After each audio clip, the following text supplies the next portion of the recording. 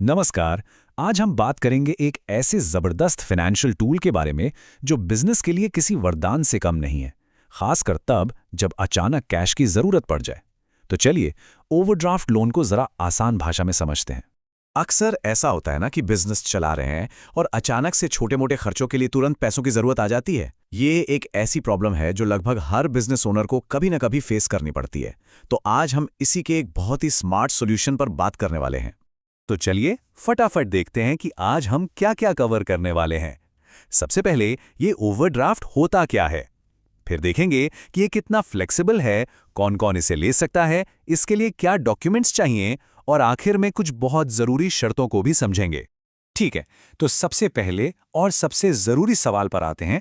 आखिर ये overdraft loan है क्या चीज, और ये जो हम नॉर्मल लोन लेते हैं उनसे अलग कैसे हैं? इसे ऐसे समझिए, ये एक तरह की पहले से अप्रूव्ड क्रेडिट लिमिट है। मतलब अगर आपके बैंक अकाउंट में जीरो बैलेंस भी हो तब भी आप एक तय लिमिट तक पैसे निकाल सकते हैं। ये शॉर्ट टर्म में कैश की कमी को पूरा करने और रोज के खर्चों को मैनेज करने के लिए एक शानदार सुविधा है। और यहीं पर सबसे बड़ा और सबसे मजेदार फर्क आता है। देखिए, ओवरड्राफ्ट में ब्याज सिर्फ उतने ही पैसे पर लगता है जितना आपने इस्तेमाल किया है। वहीं दूसरी तरफ एक ट्रेडिशनल लोन में आपको पहले दिन से ही पूरे लोन अमाउंट पर ब्याज देना पड़ता है, भले ही आपको उसकी जरूरत हो या ना हो। तो अब देखते हैं कि ये जो फ्लेक्सिबिलिटी है ये एक बिजनेस ओनर के लिए कितने जबरदस्त फायदे लेकर आती है। सोचकर देखिए, 5 करोड़ रुपए तक की क्रेडिट लिमिट मिल सकती है। ये कोई छोटी मोटी रकम नहीं है। ये किसी भी बिजनेस को एक बहुत बड़ा फाइनेंशियल कुशन दे सकती है, जिससे वो बिना किसी टेंशन के आगे बढ़ सकता है।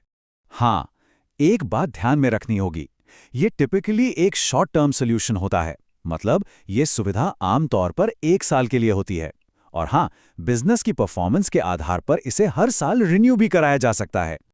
और पता है सबसे अच्छी बात क्या है? इसकी प्रोसेस में आसानी। देखिए, सिक्योर्ड और अनसिक्योर्ड दोनों ऑप्शन मिल जाते हैं। डॉक्यूमेंटेशन बहुत कम लगता है, सारा काम पूरी तरह से ऑनलाइन हो जाता है, और तो और 50 से ज़्यादा बैंक्स और एनबीएफसीज के ऑप्शंस भी मिलते हैं। ओके, तो अब सबसे ज़रूरी सवाल, आखिर ये सुविधा मिलेगी किसको? कौन है इसके लिए एलिजिबल? चलिए ये भी जान लेते हैं। देखिए, बैंक सबसे पहले कुछ बेसिक चीज़ें देखते हैं, जैसे कि अप्लाई करने वाला भारत का नागरिक हो, उम्र 21 से 65 साल के बीच होनी चाहिए, और वो कोई बिजनेस ओनर, सेल्फ एम्प्लॉयड या फिर कोई प्रोफेशनल होना चाहिए जिसकी एक रेगुलर इनकम हो। लेकिन सिर्फ इतना ही काफ़ी नहीं है, बैंक और भी चीज़ें देखते हैं, जैसे कि क्रेडिट स्कोर कैसा है, बिजनेस की प्रोफाइल क्या है, उसका सालाना टर्नओवर कितना है। ये सब चीज़ें फाइनल अप्रूवल के लिए बहुत मैटर करती हैं।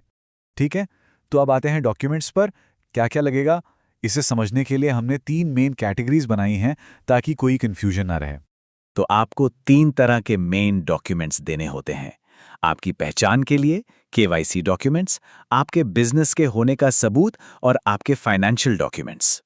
तो सबसे पहले आते हैं केवाईसी डॉक्यूमेंट्स। ये तो स्टैंडर्ड होते हैं, पहचान और पते के प्रूफ के लिए।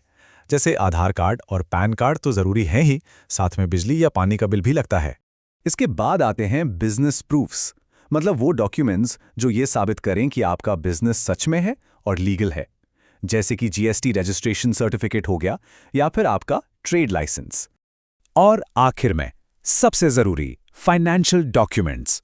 इन्हीं से तो बैंक को बिजनेस की हेल्थ का अंदाजा लगता है। इसमें आते हैं आपके बिजनेस के bank statements, income tax returns और आपकी जीएसटीआर फाइलिंग्स। चलिए अब कुछ जरूरी टर्म्स और कंडीशंस को भी समझ लेते हैं, क्योंकि देखिए, डिटेल्स जानना हमेशा अच्छा होता है। इस टेबल पर ध्यान दीजिए, इसमें कुछ बहुत जरूरी डिटेल्स हैं। सबसे इंपॉर्टेंट बात, को एप्लीकेंट होना मैंडेटरी है, मतलब जरूरी है। और ये को एप्लीकेंट कोई भी नहीं हो सकता, या तो जीवन साथी या फिर कोई फर्स्ट ब्लड रिलेटिव, जैसे कि माता पिता, भाई बहन या बच्चे। और हाँ, ये बात बिल्कुल साफ साफ समझ लीजिए कि को एप्लीकेंट को लेकर नियम बहुत कड़े हैं। दोस्त को एप्लीकेंट नहीं बन सकते। हाँ, अगर वो आपके बिजनेस में पार्टनर, डायरेक्टर या शेयर होल्डर हैं तो बात अलग है। तो इन सब बातों के बाद एक सवाल मन में आता है, जिस तरह से आज बिजनेस की दुनिया तेजी से बदल रही है, क्या ऑन डिमांड क्रेडिट, मतलब जरूरत पड़ने पर तुरंत पैसा मिलने की सुविधा, सिर्फ एक बैकअप प्लान रह जाएगी, या फिर ये बिजनेस चलाने का एक नया स्टैंडर्ड बन जाएगी? इस पर सोचना तो बनता है।